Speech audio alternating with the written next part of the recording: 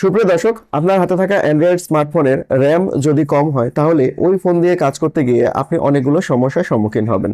প্রথমত দেখা যাবে সেই ফোনটা কম পারফর্ম করবে, অর্থাৎ আপনি যে কাজগুলো করতে চান বা করেন সেই কাজগুলো আপনি ঠিকঠাক মতো স্বাচ্ছন্দ্যে করতে পারবেন না। এরপর সেই ফোন দিয়ে আপনি একসাথে অনেকগুলো অ্যাপ পরিচালনা করতে পারবেন না, যাকে আমরা মাল্টিটাস্কিং বলে থাকি।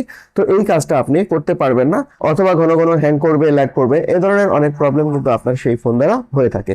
কিন্তু লেটেস্ট মডেলের যে ফোনগুলো রয়েছে সেই ফোনগুলোতে কিন্তু খুব সহজে আপনি চাইলেই কিন্তু র্যামের পরিমাণ বাড়িয়ে নিতে পারবেন।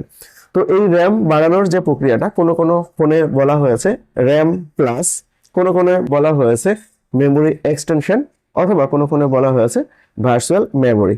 অর্থাৎ যে নামে থাকুক না কেন, আপনি নির্দিষ্ট পরিমাণে কিন্তু মেমোরি বা র্যাম বাড়াতে পারবেন কিন্তু খুব সহজে আপনার হাতে থাকা যে কোনো স্মার্টফোনে। আপনার ফোনটা যখন ওভার প্রেসারে কাজ করবে তখন দেখা যাবে যে সেই র্যামটা কাজে লাগবে। তো আজকের ভিডিওতে আমি দেখাবো কিভাবে আপনার হাতে থাকা অ্যান্ড্রয়েড স্মার্টফোনের র্যামের পরিমাণ খুব সহজেই বাড়িয়ে নিতে পারবেন।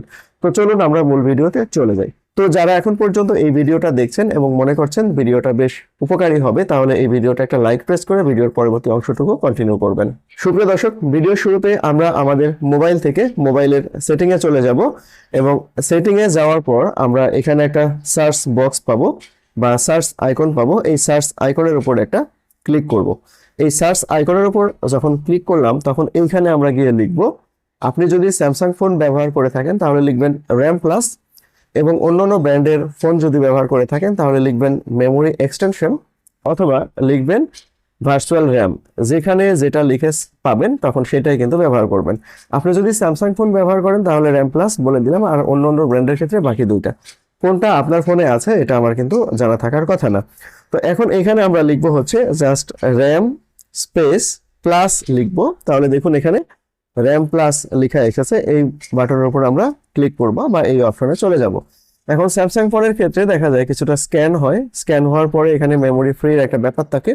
তো আপনি ফ্রি করবেন কি করবেন না সেটা আপনার ব্যাপার, আমরা ফ্রি করব না, আমরা সরাসরি চলে যাব এখানে র্যাম প্লাস। এই র্যাম প্লাসে দেখুন অলরেডি কিন্তু আমার এই অপশনটা বন্ধ অবস্থায় আছে। এই জায়গাটাতে যদি আপনারা খেয়াল করেন তাহলে দেখুন এটা অফ অবস্থায় আছে। তো আমরা এটা এখন চালু করব। তো চালু করার জন্য এই অপশনের উপর আমরা ক্লিক করলাম। এখানে দেখুন এটা বন্ধ আছে, তো আমরা এটা চাইলে অন করতে পারবো। এবং এইখানে দেখুন কতগুলো মেমোরি শো করছে কিন্তু। তো এখানে আমরা হচ্ছে অনের উপর ক্লিক করলাম।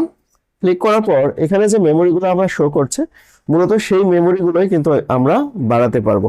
তো এখানে কি কি আছে, 2 GB আছে, 4 GB আছে এবং 6 GB আছে। তো আমরা চাইলে 2 GB বাড়াতে পারবো, 4 GB বাড়াতে পারবো বা 6 GB বাড়াতে পারবো।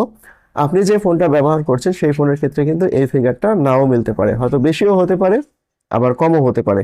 এখান থেকে আপনার পছন্দ মতো আপনি যেটা বাড়াতে চান, যে পরিমাণে বাড়াতে চান সেটার উপর ক্লিক করবেন।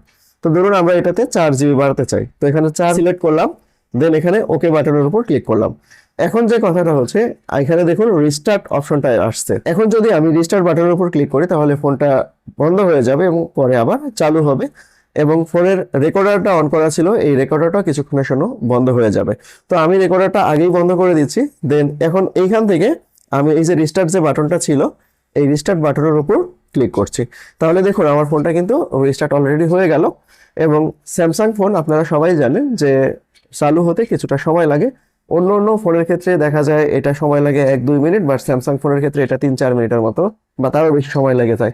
কারণটা হচ্ছে ফোনের যে অ্যাপসগুলো থাকে এই অ্যাপসগুলো ফুললি অপটিমাইজড হওয়ার পরে তারপরে চালু হয়, আর অন্য অন্য ফোনের ক্ষেত্রে অন হওয়ার পরে অপটিমাইজ হয়, এই জন্য সময় লাগে। তো সুপ্রিয় দর্শক, আপনারা এতটুকু আপনারা দেখলেন। এখন দেখাবো আমরা যে আসলে ফোনের র্যাম কতটুকু বৃদ্ধি পেল এবং এই র্যামটা আসলে বৃদ্ধি পাওয়ার পর অ্যাকচুয়ালি কাজ করবে কিনা সেটা একটা গুরুত্বপূর্ণ কথা। আমি আপনাকে ফোনটা অন হতে হতে কিছু গুরুত্বপূর্ণ কথা বলি। এটা মূলত আপনার ফোনে যে স্টোরেজ থাকে বা রম থাকে সেই রমটাকে র্যাম হিসেবে ব্যবহার করে। ধরুন আপনার ফোনে স্টোরেজ আছে 128 GB, আপনি এখান থেকে 4 GB র্যাম তৈরি করলেন। যখন আপনি 4 GB র্যাম তৈরি করবেন তখন দেখা যাবে যে ওই 132 GB থেকে 4 GB কমে যাবে, কমে গিয়ে 128 GB থাকবে এবং ওই 4 GB কিন্তু র্যাম হিসেবে ব্যবহার হবে।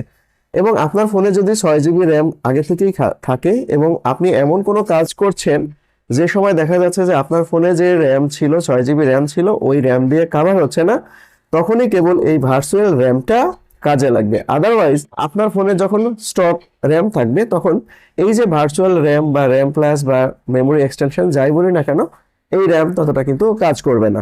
তো আরেকটা পরামর্শ হচ্ছে, যদি আপনার ফোনে অ্যাভেলেবল মেমোরি থাকে তখন আপনি এই কাজটা করবেন। আর যদি দেখা যায় যে আপনার ফোনে স্টোরেজের পরিমাণ কম আছে, তাহলে কিন্তু এই কাজটা কখনো করতে যাবেন না। আর যদি তখনও এই কাজ করেন তখন দেখা যাবে যে ফোনটা ফাস্ট হওয়ার পরিবর্তে উল্টো আরো স্লো হয়ে যাবে। এরকম ঘটনা কিন্তু ঘটতে পারে। আমার ফোনে যে আমি র্যামের পরিমাণ বাড়ালাম আসলে বাড়লো কিনা সেটা চেক করার জন্য একই রকম ভাবে আবারও সেটিংয়ে চলে যাব এবং সেটিং থেকে আমরা একই রকম ভাবে সার্চ বক্সে গিয়ে সার্চ করব র্যাম প্লাস, এটা লিখে সার্চ করব এবং র্যাম প্লাসে চলে যাওয়ার পর দেখুন এখানে আমরা এখনো যাইতে পারি নাই, যেহেতু ফোনটা মাত্র রিস্টার্ট হলো। রিস্টার্ট হওয়ার পরে কিছুটা স্লো কাজ করছে। তো আমরা প্রবেশ করলাম, প্রবেশ করার পর এইখানে দেখুন আসলে আমার র্যামের পরিমাণ বাড়লো কিনা এটা আপনাদেরকে এখন একটু দেখানোর চেষ্টা করছি আমি। তো এখন এইখানে যদি আপনারা খেয়াল করেন তো এই জায়গাটাতে আমার র্যামের পরিমাণ কিন্তু বাড়েনি, ঠিক আছে।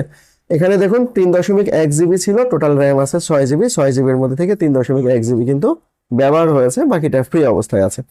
আর নিচের দিকে যদি খেয়াল করেন তাহলে এই জায়গাটা দেখুন যে র্যাম 6 জিবি না, আমি 4 জিবি বাড়িয়েছিলাম, তো 4 জিবি কিন্তু এখানে এক্সট্রা র্যাম হিসেবে দেখাচ্ছে।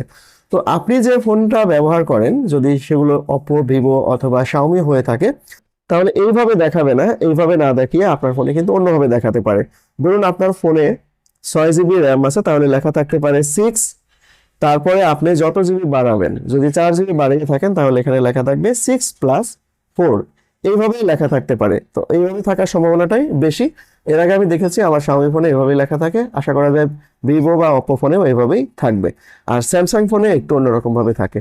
তো আজকের ভিডিওটা মূলত এই পর্যন্ত ছিল। ভিডিওটা কেমন লাগলো অবশ্যই কমেন্টে জানাবেন।